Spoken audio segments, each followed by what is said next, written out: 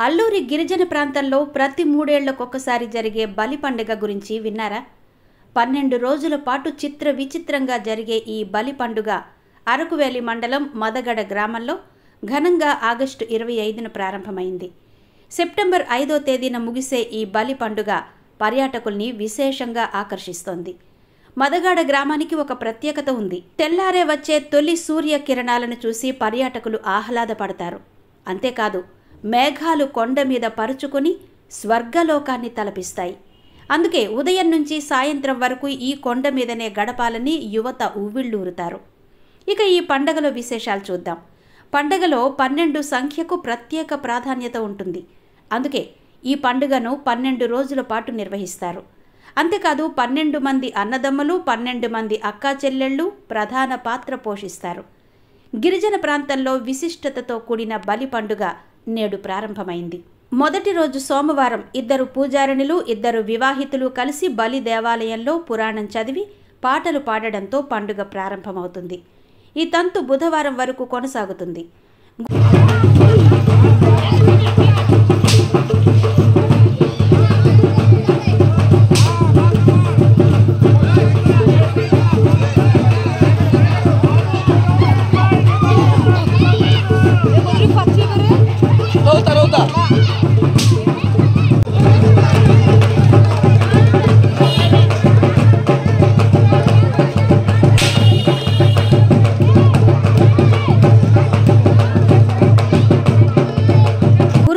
గ్రామ తలయారి అరటి చెట్టును తెచ్చి పెద్ద పందిరి ఏర్పాటు చేసి బలి పూజ నిర్వహిస్తారు.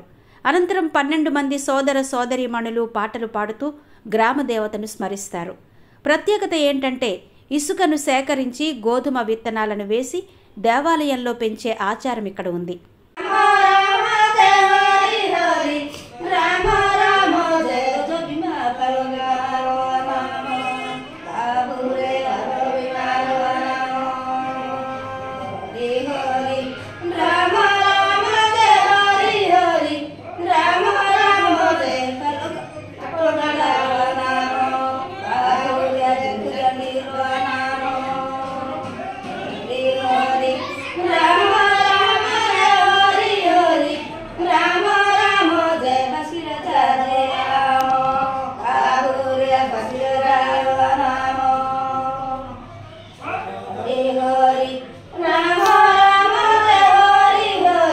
ఈ సందర్భంగా గ్రామ యువకులు భీమామయ్యగా మారుతారు.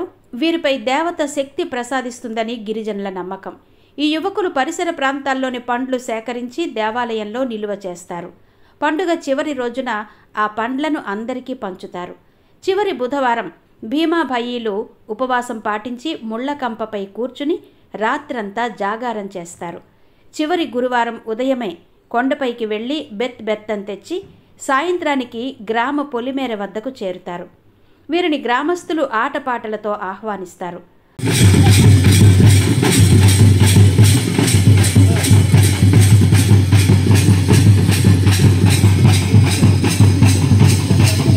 పండుగ ముగింపు శుక్రవారం. సోదర సోదరీమణులు బలి పుష్పాలను గెడ్డలో విడిచిపెట్టి తిరిగి సేకరించి శాశ్వత మిత్ర బంధానికి ఒడంబడికలు చేసుకుంటారు. స్నేహం కోసం చేసే ఈ పండుగ విచిత్రంగా లేదు?